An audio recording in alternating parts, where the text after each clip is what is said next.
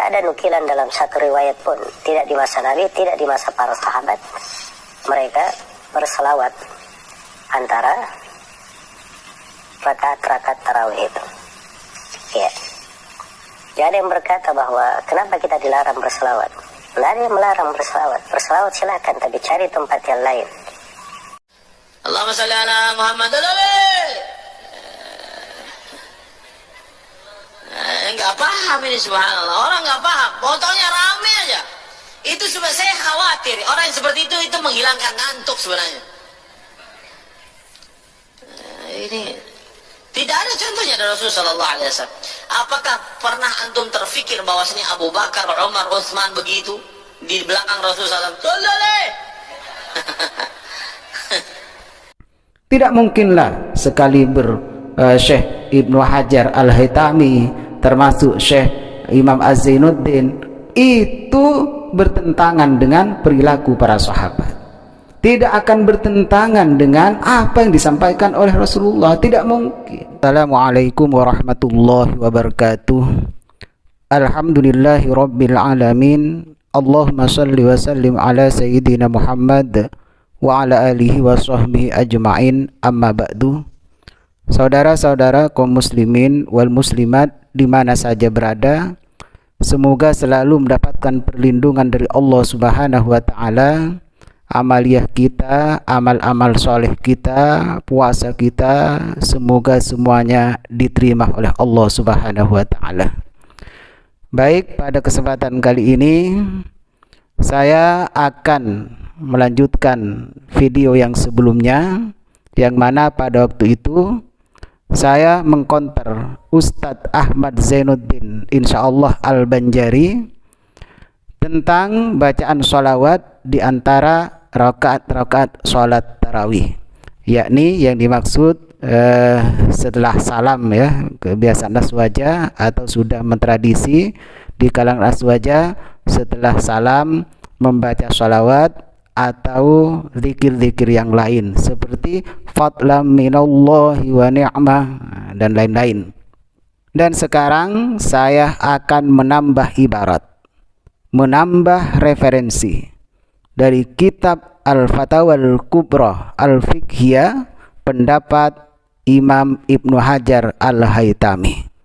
Kalau kemarin saya mengambil dari pendapat Imam Zainuddin, tapi kalau sekarang saya mengambil pendapat dari Imam Ibnu Hajar Al-Haytami. Perlu dipahami dan perlu direnungi untuk Ustadz Zainuddin dan juga Ustadz Dzulkarnain M. Sanusi insyaallah, ya. Mereka berdua telah menuduh orang-orang aswaja melakukan bid'ah atau melakukan kesesatan. Jadi kalau bid'ah menurut mereka versi Salafi Wahabi, ya pasti sesat. Kalau sesat tempatnya di neraka. Pada waktu sholat tarawih, orang-orang aswaja dianggap melakukan kesesatan. Kenapa dituduh melakukan kesesatan? Karena dianggap membaca sholawat di waktu yang tidak ada contoh dari Rasulullah. Berarti yang bermasalah adalah waktunya. Yang bermasalah adalah tempatnya bagi mereka. Kalau begitu, saya juga perlu sampaikan kepada orang Salafi Wahabi, kepada Ustadz Salafi Wahabi, antum Ustadz mengadakan majlis taklim, waktunya dan tempatnya juga bid'ah. Kenapa? Karena sudah jelas tempatnya dan waktunya tidak seperti apa yang dilakukan oleh Rasulullah. Hanya saja majlis taklim itu dianjurkan, ilmu itu dianjurkan, tidak mengenal waktu. Sangat dianjurkan di dalam menuntut ilmu dan mengajar, memberikan bimbingan-bimbingan kepada umat, memberikan pelajaran kepada orang-orang awam agar mereka juga mengerti. Kalau begitu, mungkinkah antum mengajar atau mengisi pengajian, majelis taklimnya atau waktunya sama dengan Nabi Muhammad sallallahu alaihi wasallam? Mungkinkah sama dengan Khulafaur Rasyidin? Mungkinkah sama dengan para sahabat? Karena antum mengatakan bahwa membaca sholawat setelah sholat tarawih itu tidak pernah dilakukan oleh Khulafaur Rasyidin, tidak pernah dilakukan oleh para sahabat. Kemudian kalau antum ditanya, mungkinkah majlis taklim antum, bahkan ada namanya, misalnya majlis taklim al-hikmah, mungkinkah semua itu dilakukan oleh Rasulullah? Kalau masalah waktu, Ustaz, jangan dipermasalahkan. Yang penting hal itu, amaliyah itu dianjurkan. Majlis taklim dianjurkan di mana-mana. Kita sangat dianjurkan untuk menyebarkan ilmu. Sama dengan sholawat, kapanpun, dimanapun kita juga dianjurkan untuk membaca sholawat. Entah setelah sholat tarawih atau kapan waktu yang kita sempat untuk membaca sholawat. Jadi menurut saya, Ustadz Salafi Wahabi, jangan mempermasalahkan itu. Mari kita menukil pendapat ulama, mengambil pendapat ulama, boleh atau tidak. Tidak mungkinlah sekaliber Syekh Ibnu Hajar Al-Haytami, termasuk Syekh Imam Az-Zainuddin, itu bertentangan dengan perilaku para sahabat. Tidak akan bertentangan dengan apa yang disampaikan oleh Rasulullah. Tidak mungkin. Mereka orang wara, orang yang alim, orang yang takut kepada Allah. Ilmunya, kearifannya, kita tidak seberapa dibandingkan dengan mereka. Kita ikuti ulama, kita ikuti fatwa ulama, jangan mengada-ngada sendiri agar tidak sesat menyesatkan. Ayo kita ikuti atau simak pendapat dari Imam Ibnu Hajar Al-Haytami di dalam kitab Al-Fatawa Al-Kubra Al-Fiqhiyah, sahifah 186 sampai 187. Imam Ibnu Hajar Al-Haytami, ulama Syafi'iyah, ketika ditanya tentang hukum membaca sholawat di setiap salam sholat tarawih, beliau menjawab, wasu'ila fasahallahu fi muddatihi hal tusannu sholatu alaihi sallallahu alaihi wasallama baina taslimatit tarawihi au hiya bid'atun yunha anha.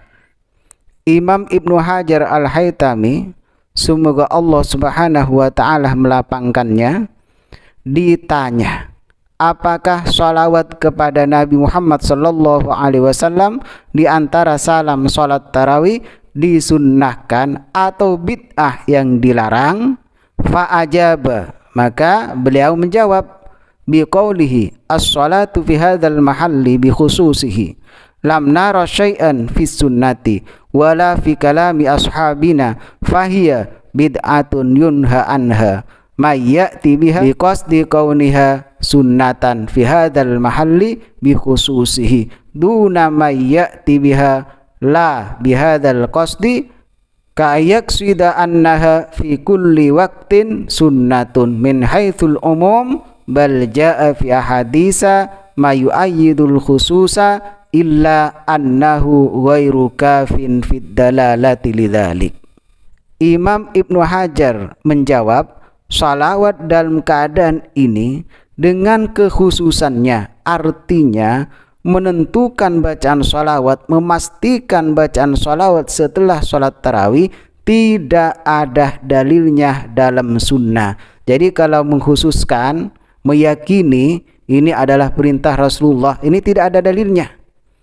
Juga tidak dapat perkataan sahabat kami, yakni di antara ulama Syafi'iyah. Tidak ada pendapat ulama dari ulama Syafi'iyah tentang anjuran membaca sholawat ketika sholat tarawih. Maka itu adalah bid'ah. Kalau menyatakan ini ada hadisnya, ada perintah dari Rasulullah, ini ada perintah dari ulama Syafi'iyah, wajib membaca. Kalau meyakini seperti itu, ini adalah bid'ah yang dilarang bagi orang yang melaksanakannya dan menganggap hal itu adalah sunnah. Jadi kalau meyakini itu adalah sunnah Rasul, perintah Rasul, itu yang dianggap bid'ah. Bid'ah yang dilarang. Selanjutnya opsi yang kedua, dan tidak termasuk bid'ah yang dilarang. Opsi yang kedua, tidak dilarang. Orang yang melaksanakannya bukan karena tujuan ini, artinya bukan karena tujuan meyakini bahwa ini adalah perintah Rasul wajib dibaca setelah sholat tarawih. Bagaimana maksudnya orang itu tidak meyakini bahwa itu adalah ada hadis khusus?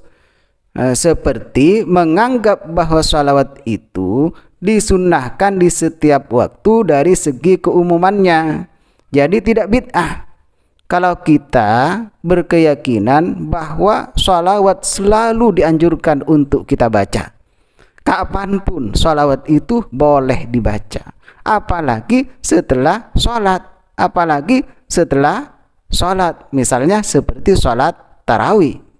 Tentu saja itu secara umumnya hadis, umumnya lafadz, atau keumuman di dalam sunnahnya membaca sholawat. Jadi kita memakai yang umum saja. Jadi setelah sholat tarawih mau zikir, mau baca apa, ya terserah.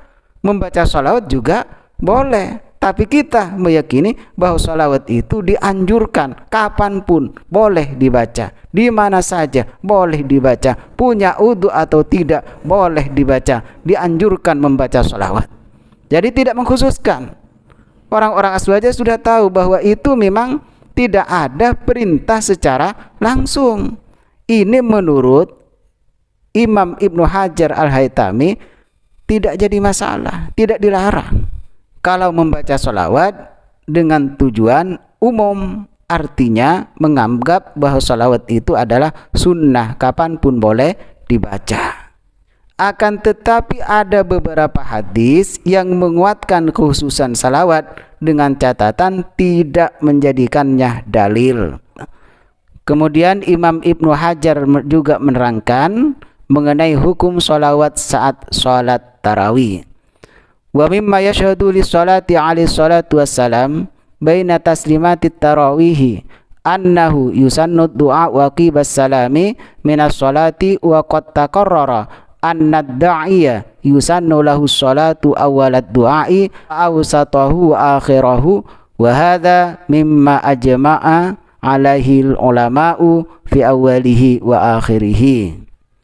Salah satu dalil yang mendukung membaca sholawat di antara rakaat-rakaat sholat tarawih, yaitu disunnahkan membaca doa setelah salam, dan sudah ditetapkan bahwa orang yang berdoa disunnahkan membaca sholawat di awal, di tengah, dan di akhir doa.